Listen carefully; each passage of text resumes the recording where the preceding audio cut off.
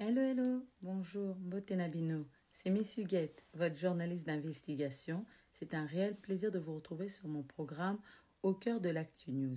Ici, on parle d'actualité, d'informations en temps réel. Je tiens à vous remercier avant de démarrer parce que vous êtes de plus en plus nombreux à vous abonner. Pour tous ceux qui nous rejoignent, n'hésitez pas, juste un abonnement pour me soutenir, vos likes, vos commentaires, pour certains vos appels. Merci beaucoup pour cette force que vous me donnez jour après jour de réaliser ce programme. Alors, nous sommes lundi 15 janvier 2024.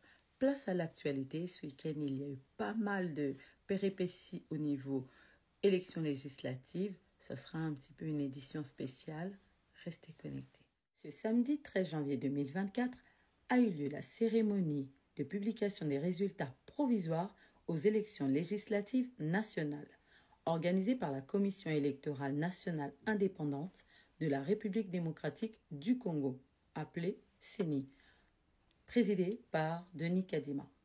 Pour être plus précise, les résultats sont sortis tard dans la nuit, à partir, on peut dire, du dimanche 14 janvier aux alentours de 1h du matin jusqu'à très tard.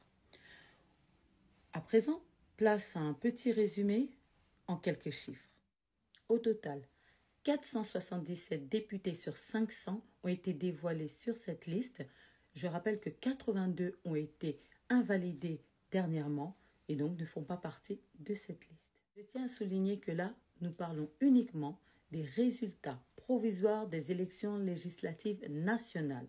Celles des élections législatives provinciales sortiront la semaine prochaine. Denis Kadima a présenté les 44 partis et regroupements politiques qui ont atteint le seuil légal de représentativité nationale de 179 765 voix, soit 1% au total. Le parti UDPS, parti du président Félix Tshisekedi, est celui qui remporte le plus de sièges avec 69 élus, suivi de l'UNC avec 36 élus et l'AFDC-A avec 35 élus. L'opposition sortante est la grande perdante de ces élections avec seulement 4 partis et regroupements politiques, soit 22 députés au total, si on compte les 3 de Constant Mutamba qui s'étaient ralliés lors des élections présidentielles. 64%, c'est la proportion des femmes dans la future assemblée, soit 51 477 élus.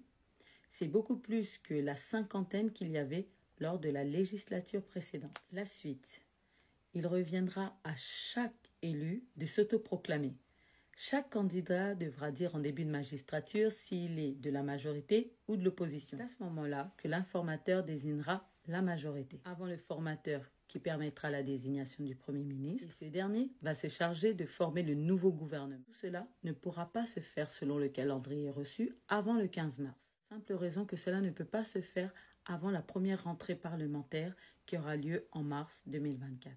Voilà, je vous ai fait un résumé politique de ce qui se passe au niveau des élections législatives nationales de la RDC en quelques chiffres, en quelques mots. Mais pour plus de détails, je vous invite à vous rendre sur mon compte TikTok, miss.huguette, ou sur mon compte Twitter, Miss Huguette journaliste. Place à la suite de l'actualité du pays. Justice. Au Sud Kivu, 4 détenus sont morts en 2 semaines dans la prison de Kamituga. Des enquêtes sont en cours. Toujours au Sud Kivu, une cinquantaine de détenus se sont évadés, cette fois dans la prison de Walungu. En Haut-Katanga, des jeunes identifiés comme membres de l'UDPS sont accusés de percevoir une taxe à la frontière de Kasumbalesa.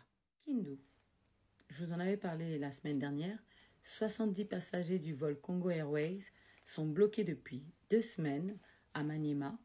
Et on a voulu avoir des suites puisque de ce qu'il a été convenu de cet accord, un vol devait les affréter depuis vendredi. Or, ça n'a pas été fait. Il y a eu encore toujours des soucis, des fautes de vol.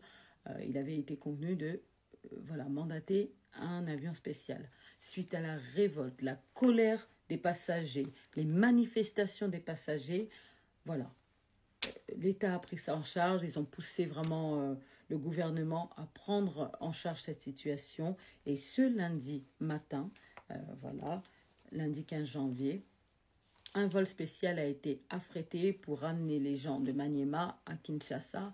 Voilà, tout cela grâce au président Félix Tshisekedi qui a repris en charge cette situation.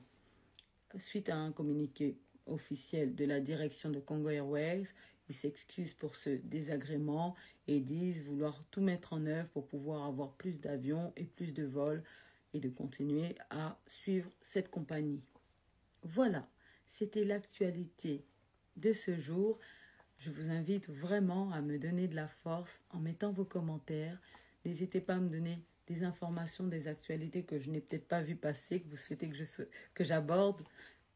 En tout cas, je vous dis merci. Merci pour la force que vous me donnez et à très bientôt dans une prochaine édition. Bye bye.